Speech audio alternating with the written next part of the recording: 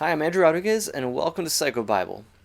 So I'm continuing my series where I'm doing some reflections on my training in Theology of the Body Level 1 course and applying it to different current events or issues that are pretty relevant to today. And so today I'm going to reflect a bit on what Theology of the Body has to say about race, racism, identity politics. And there's a lot I could say, but I'm really going to try to stick to what I can say through a Theology of the Body lens. Now let me backtrack a bit first, lay down some groundwork. Okay, one of the core concepts of Theology of the Body is that our sexuality, both our bifurcation into male and female, and the marital union or sexual union, is an icon. It's a sacrament. Our sexuality is the icon that points us toward understanding who God is as an eternal, loving community of persons, emphasis on unity. And marriage is a sacrament that points us toward our destiny to participate in the life of the Trinity. As John Paul II says in TOB 19, the body, in fact, and only the body, is capable of making visible what is invisible, the spiritual and the divine. It has been created to transfer into the visible reality of the world the mystery hidden from eternity in God, and thus to be a sign of it. And so it is through our bodies, specifically in our genitalia, that we see a sign of our destiny as the bride of Christ. We have in male and female a sign that the two are meant to unite. What makes us humans unique beings is our unity. Male and female, spirit and body. It's how we are made in the image of God. The angels do not have bodies. They are purely spiritual beings. And that is what Satan hates about us. He envies us. He covets what we have. He's enraged that he has no body, and in his hate, his agenda is to divide, to rupture the union between men and women, between spirit and body. And there's a word for the separation of spirit from body: death. So Satan's agenda is to steal, kill, and destroy the image of God on the earth. He hates our bodies, and he wants us to hate them as well. Not just our own bodies, but he wants us to hate the bodies of other people. And so if you look throughout history, particularly in the culture war, you will see that his attacks have been focused on our sexuality. Because our sexuality is the greatest icon, or most accurate, even though it still has its shortcomings, but it is the most accurate one we have of telling us what it means to be made in the image of God.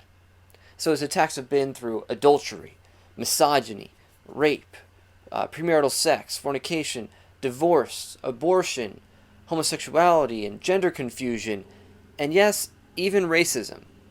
Yeah, even racism has something to do with our sexuality.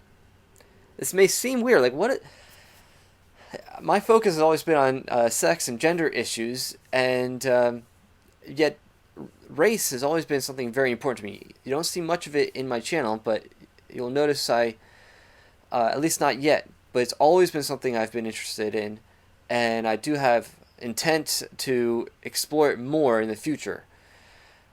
But yes, I made this claim a long time ago that even racism has something to do with a denial of the image of God, a denial of our sexuality as well. See, at the root of racism is a denial of our common ancestry, that we all come from the same seed. And it shows a denial of the fact that no one single race has a monopoly on the image of God, on the Imago Dei. In my TOB1 class online, in one of our Q&A sessions with Christopher West, the one on May 28th, I asked what insights Theology of the Body provides regarding racism. And you can see that Christopher didn't get that question before. It struck him as a question worthy of further exploration. But off the cuff, this was his answer. Just paraphrasing here. Theology of the Body doesn't address skin color or ethnicity. Properly understood, TOB is the end of racism, because what matters is our human nature. which can be manifested in all kinds of skin colors.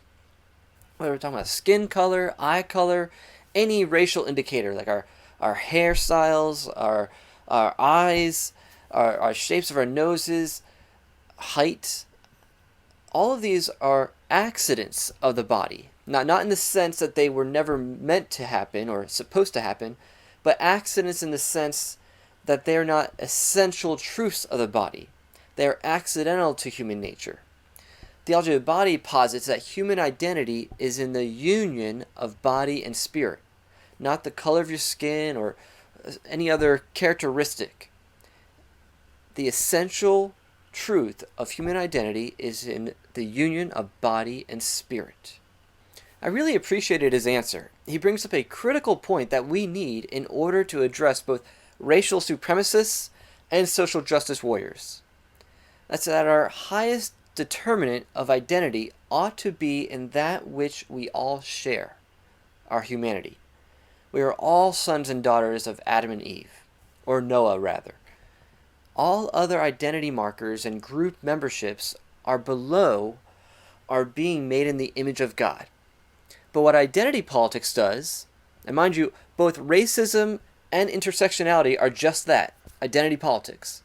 They're both using the same logic, it's just for different ends. Or what identity politics does is make all of the other sub-identities primary.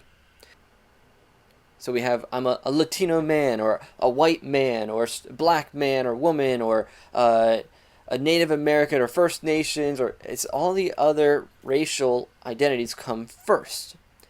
And not just in our linguistics, but in the way we view ourselves, is through that prism. And it emphasizes so much we lose sight of what we share in common. This is an aspect of cultural Marxism. It flips everything upside down, making the most minute individual differences more important than what we share in common. It divides humanity. Remember, what is diabolical? To rupture, to separate, to divide. This is what the devil does. He wants to divide. He wants to divide us and then pit us against each other.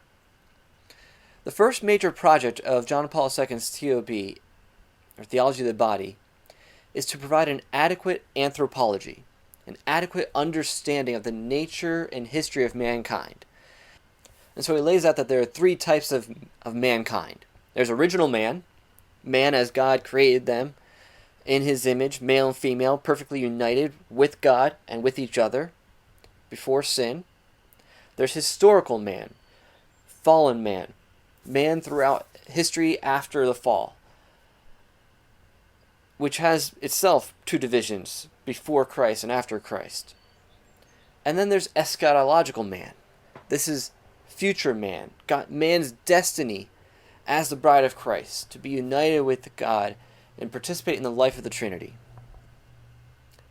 Now, originally, we enjoyed unity, but with sin comes rupture. Sin always causes a fragmentation of identity. We no longer understand who we are. And so we base our identities on increasingly arbitrary or accidental characteristics. And we develop contempt for other groups based on unfounded beliefs. This is racism. Just to use a more traditional definition for racism, it's a contempt for another person for their ethnicity or race that is based on unfounded reasons, unfounded logic. What I also see in our tribalism is an echo of our longing to be united. We were originally united together, and with God we're like a family. And so you see there's constantly a longing to bring back a sense of family, of kinship. But in our tribalism, we are often uniting, or really at the core of it, we are uniting under a lower identity. Instead of uniting under our humanity and under our Imago Dei, we are uniting under kinship, whether it's by family line, by something as arbitrary as skin color or nationality, even among people who may look the same. This is pervasive. It's throughout history and is not going away. This tribalism will It will last as long as there is sin on earth. Because even if you take all the people if we segregate everyone by groups of just major ethnic characteristics, all white people, all black people, we're still going to divide somehow. All people of European descent. You look at what America looked like during the late 1800s, early 1900s, with mass immigration through Ellis Island and then going to Chicago and other parts of the country. Yeah, you had a lot of Europeans, but they weren't united just because they share the same skin color. They were divided based on, the Irish and the Russians and the Slovaks, and it's just, we will divide somehow. Even in Africa as a continent was always divided by tribes. So we're going to always have tribalism. This is endemic to humanity in our fallen historical man. But what Jesus does is he comes and he brings the ministry of reconciliation. He gives us a taste of Eschatological Man. With his ministry to the Samaritan woman, the centurion whose servant was ill, the Syrophoenician woman, and then on through Peter's ministry to Cornelius and his household, and Paul's ministry to the Gentile world, Jesus shows us that our unity is in our humanity, redeemed through him. As it says in Galatians 3:26-29, there is neither Jew nor Greek, slave nor free, for you are all one in Christ Jesus. Now this doesn't mean that we deny our racial differences. Ethnicity is a reality, for some more than others. For myself, I'm mixed. My cousin joked at my wedding, we were giving toasts, and this is something that I've always cared about. I've always wanted to see the union of different races. And so when I would fantasize about my dream wife, she would be someone who's a mix of different ethnicities. And so, because as an American, I'm like, America is meant to be a mixed bag. We're not meant to be just one ethnicity. So I always hated the term minority. I always believe that in the future we'll get past these things a bit more. So my cousin was joking at my wedding as he was giving a toast that the woman I envisioned as my wife would be like the United Nations. So I have a deep love for all the different cultures on Earth, and I want to see us united in different ways. Now I ended up marrying my Puerto Rican goddess of a wife, and that was not expected. But even so, Puerto Ricans, we're quite mixed ourselves.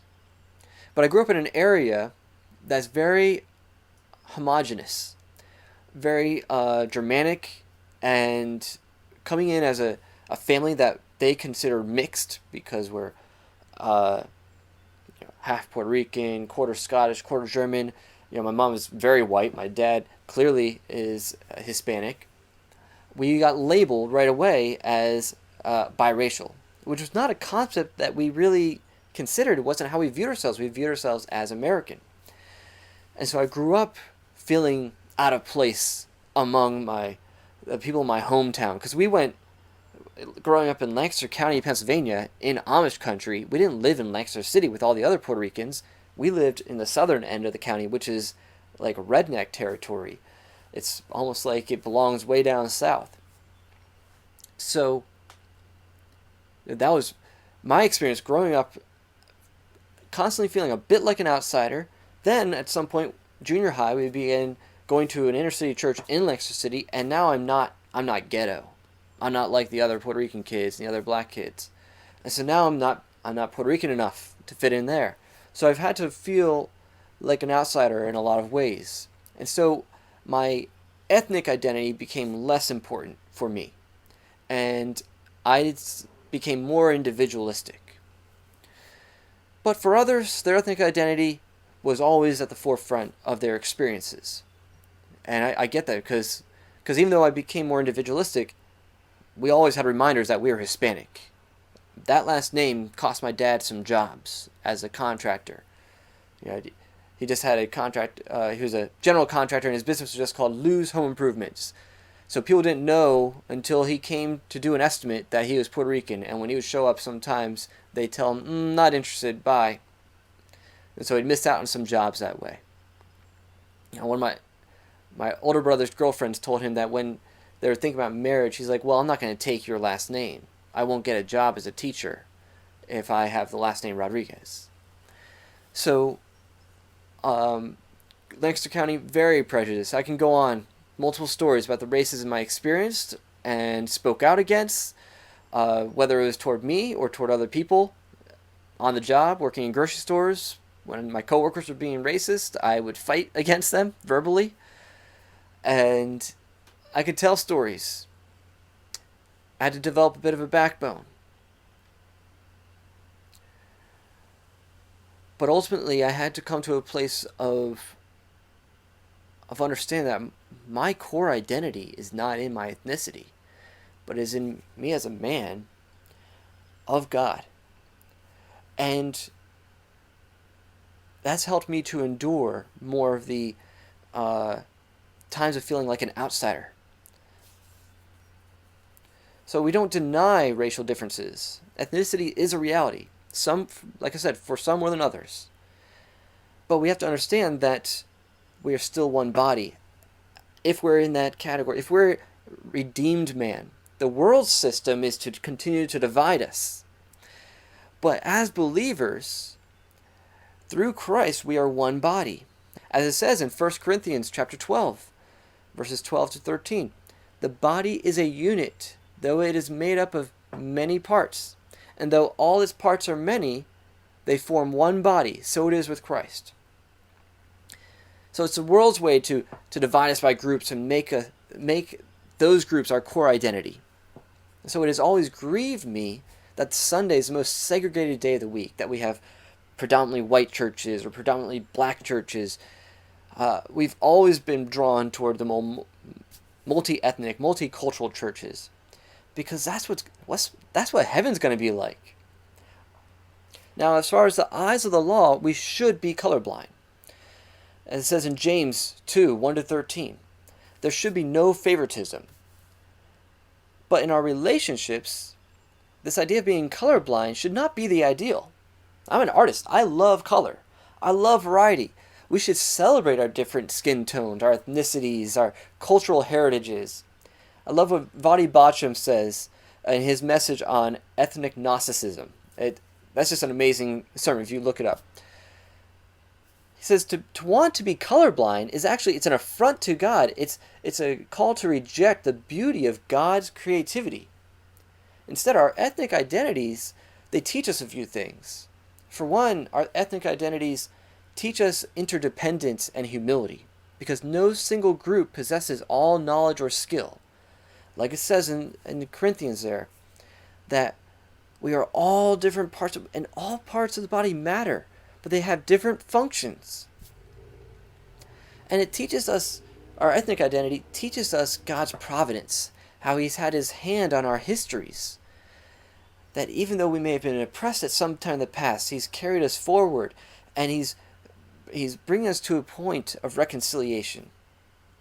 And so we don't deny our ethnic heritage. Even Paul, the one who preached reconciliation, his ethnic identity wasn't erased once he became a believer. No, in Romans 9, he longs for the salvation of his own race. But he fought earnestly for racial reconciliation. Because when we reflect upon our destiny, eschatological man, we see that every tribe and tongue will be joined together in the marriage supper with the Lamb. Jesus is returning for one bride, not a divided one, but one bride. All right, that's it for now. I can go on and on about this topic, but I'll leave it at that for now. I hope if you enjoyed this, if you have more thoughts, please join me in the comment section. Like, share, subscribe. God bless.